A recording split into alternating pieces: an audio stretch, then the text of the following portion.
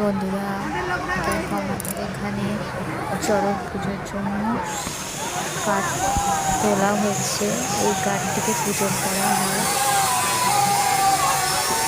পুজো করার আগে যখন সন্ন্যাসীরা সবাই আসে তার আগে এই কাঠটিকে জলের মধ্যে লুকিয়ে রাখা হয় এবং সব সন্ন্যাসীরা এসে কাঠটিকে খুঁজে উপরে নিয়ে গিয়ে তারপর এটাকে পুজো করা হয়। দেখো সবাই খুঁজে পেয়েও গেছে। কত বড় দেখো কাঠটা, সবাই মিলে তুলে নিয়ে যাচ্ছে উপরে এবং একটু পরে এটাকে পুজো করা হবে। তারপর পুজো শেষ হয়ে গেলে আবার এটাকে জলের মধ্যে রেখে দেওয়া হবে।